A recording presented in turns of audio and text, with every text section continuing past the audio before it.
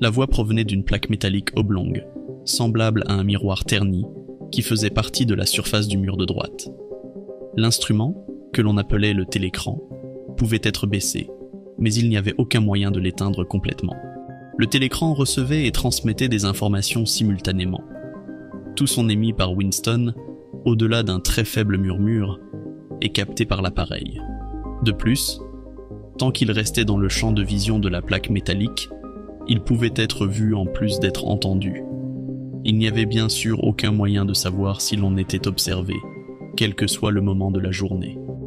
Ceci est un extrait du célèbre roman dystopique 1984 de George Orwell. Dans ce livre, considéré comme l'un des plus influents du siècle dernier, Orwell raconte l'histoire de Winston Smith, un serviteur de l'État consciencieux qui commence malgré tout à avoir des doutes sur le système.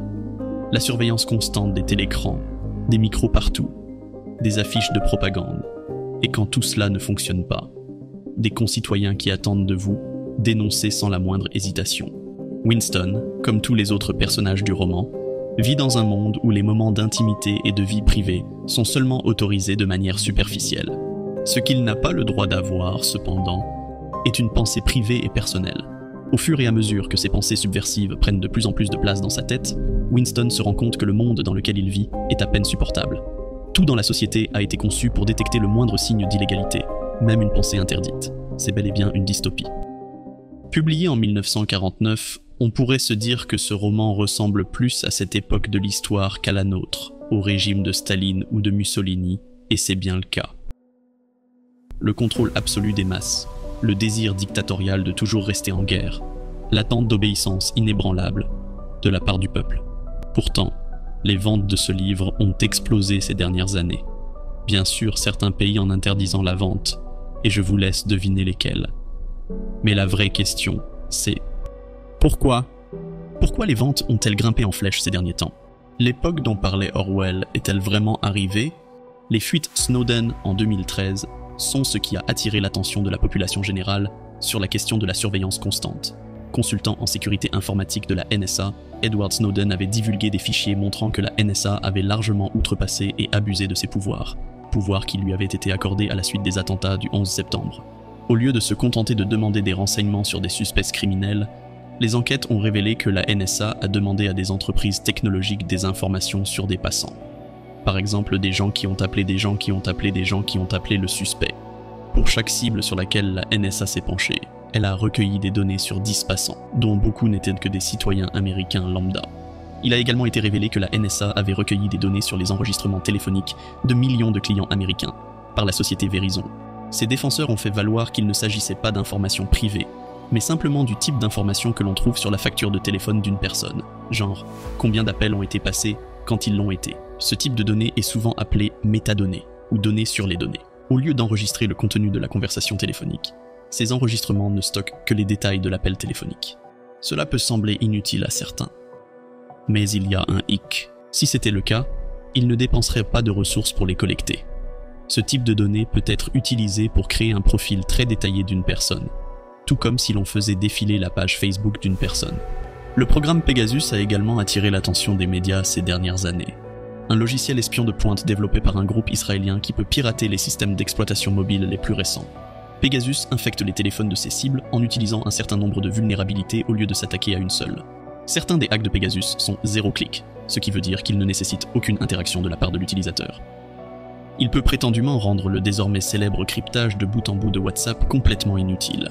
Le groupe qui l'a créé affirme qu'il a été conçu pour aider à lutter contre le terrorisme et la criminalité. Pourtant, l'utilisation la plus notable de ce logiciel espion a eu lieu en 2019, lorsque le gouvernement saoudien l'a utilisé pour pirater le téléphone du journaliste Jamal Khashoggi, qu'il a ensuite assassiné. C'est également le logiciel qui a piraté le téléphone de Jeff Bezos. En fait, il a été officiellement découvert en 2016, quand un lien douteux a été envoyé à un militant des droits de l'homme qui, au lieu de l'ouvrir, l'a transmis aux enquêteurs. Après analyse rétrospective, on pense que ce logiciel existe depuis 2013. Lorsque la nouvelle de l'utilisation généralisée et inconstitutionnelle de la technologie de reconnaissance faciale par différentes entreprises dans plusieurs pays a été rendue publique, les gens ont parfois essayé de tromper les caméras en portant des pulls dont les motifs étaient conçus pour détourner les programmes d'apprentissage des logiciels. Ils étaient loin de se douter que la reconnaissance faciale était devenue si performante qu'il n'est même pas nécessaire de voir votre visage. Cette nouvelle technologie, dont on pense qu'elle a été développée en Chine, est apparemment capable d'identifier les personnes en fonction de leur façon de marcher. Elle prend en compte jusqu'à 50 paramètres différents qui peuvent être utilisés pour distinguer votre démarche et permettre aux ordinateurs d'identifier des personnes à une distance de 50 mètres. Vous l'aurez deviné, cette technologie est également développée dans le but de prévenir la criminalité, mais personne ne sait encore comment elle sera vraiment utilisée. Ce ne sont là que quelques-uns des nombreux programmes de surveillance qui sont non seulement développés, mais aussi commercialisés et utilisés activement dans le monde entier. Au moins dans 1984, Winston est pleinement conscient de tous les programmes que l'État utilise pour le surveiller. Aujourd'hui, nous n'en connaissons même pas la majeure partie. Certes, Snowden a révélé des documents sur les programmes d'espionnage, mais ce n'est qu'une facette d'un paysage plus vaste. Malgré le tollé suscité par ces rapports accablants, les changements ont été difficiles à obtenir. Nous entendons constamment parler de programmes de surveillance qui portent atteinte aux libertés civiles de leurs propres citoyens. Même les entreprises technologiques sont obligées de se plier à toutes les demandes de données, et certaines le font de leur plein gré. Si vous ne savez même pas qui vous surveille, et par quel biais, comment pouvez-vous décider de ce qu'il faut faire ? Si l'on se penche sur les prévisions de George Orwell concernant la surveillance, il s'avère qu'il était optimiste. En réalité, ce n'est pas l'acte d'être surveillé qui est particulièrement dérangeant.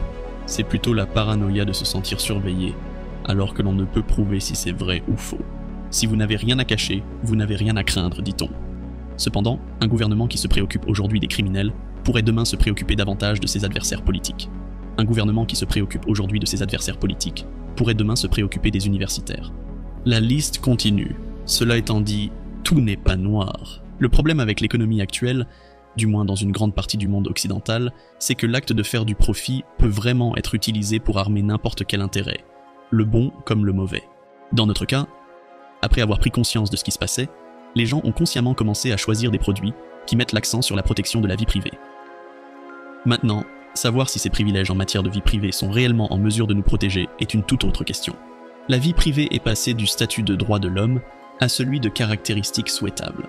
Apple est l'une des premières entreprises à mettre sur le marché une série de dispositifs de protection de la vie privée qui occupent presque autant de place qu'un nouveau processeur ou qu'un nouvel appareil photo. Il convient également de noter que les situations dans lesquelles ces pouvoirs abusifs sont accordés en premier lieu ont généralement lieu après un attentat terroriste, à un moment où les gens sont plus susceptibles d'être indignés et émus. C'est à ce moment-là qu'il n'y a que peu ou pas d'opposition à ces demandes de pouvoir. Les atteintes à nos libertés civiles ne se produisent généralement pas du jour au lendemain. Elles se font à pas lents, presque indiscernables. C'est de cela que parle vraiment Orwell dans 1984, pour donner au lecteur la possibilité d'extrapoler sur l'avenir, lorsque des demandes apparemment innocentes se transforment en surveillance généralisée. Ces programmes de surveillance ne font presque jamais l'objet d'un contrôle, sauf si quelqu'un, alarmé par la situation, ne décide de tout divulguer. Prenons l'exemple des algorithmes de Facebook. Des demandes innocentes de données pour rendre la plateforme plus rentable, en échange de l'option de garder Facebook gratuit pour tout le monde. Une grande partie des privilèges que nous avons aujourd'hui concernant notre choix de supprimer nos données en est le résultat. Mais parfois, cela semble aller un peu loin. Combien de fois avez-vous eu une conversation privée sur un sujet pour finir par vous retrouver un peu plus tard avec des publicités ciblées sur ce sujet ? Et je ne parle pas de vos recherches sur Google ou de vos messages publics. Il s'agit de messages privés. Bien sûr, l'ironie réside dans le fait que même le PDG de Facebook ne se sent probablement pas très en sécurité face à la surveillance généralisée dans notre monde. Voici une photo de Mark Zuckerberg prise il y a quelques années, qui le montre à un bureau avec ce qui semble être son propre ordinateur portable. Mark a scotché la webcam et le micro de son ordinateur portable. C'est une pratique devenue courante chez les utilisateurs de technologie, surtout depuis la publication des fichiers Snowden. Mais si Mark Zuckerberg ne se sent pas en sécurité dans son propre bureau, alors qu'il a probablement accès à certains des secrets les plus profonds et les plus sombres de la technologie mondiale, qu'est-ce que cela dit de nous tous ? Vous pourriez dire que personne n'est obligé d'utiliser l'un de ces services. Eh bien, non, pas techniquement, mais d'un point de vue réaliste. Est-ce que quelqu'un a vraiment le choix ? Le citoyen lambda est obligé de s'inscrire sur Facebook parce que ses collègues y sont tous inscrits. Il doit s'inscrire sur Instagram pour maintenir une vie sociale fonctionnelle. Même les personnes qui prétendent ne pas utiliser les réseaux sociaux s'en servent pour leur entreprise. L'idée est la même. Et avec chaque utilisateur supplémentaire, l'utilité de ces plateformes augmente et, avec elle, l'envie de s'y inscrire et de révéler plus de choses sur notre vie privée. Il y a également un élément de réflexion, ou d'absence de réflexion, dans toutes ces plateformes, et c'est là un autre point de 1984. En débarrassant les masses de presque toute capacité, ou même désir, de pensée critique. Les choses qui dominent sur les réseaux sociaux sont presque exclusivement dépourvues de toute pensée cruciale. Toutes les plateformes s'efforcent de trouver les choses les plus courtes et les plus cliquables pour donner aux gens cette poussée de dopamine qui les rend dépendants et les tenir ensuite en laisse. Instagram fait également l'objet d'un examen minutieux pour ses algorithmes. Une étude sur ces algorithmes a été stoppée net par la menace d'une action en justice de la part d'Instagram, à laquelle la petite institution de recherche a dû se plier. Il n'est pas étonnant que la comparaison avec le roman d'Orwell s'écroule à l'heure actuelle. Aujourd'hui, tout le monde a une télévision, non pas parce qu'on l'a forcé à la voir, mais parce qu'on l'a achetée soi-même. Et ce que les gens veulent, ce n'est pas l'éteindre, mais la garder allumée le plus longtemps possible. Bien sûr, il ne faut pas trop s'avancer. Le fait est que vous et moi pouvons avoir cette discussion. Nous pouvons au moins débattre de la question de savoir si c'est bien ou mal.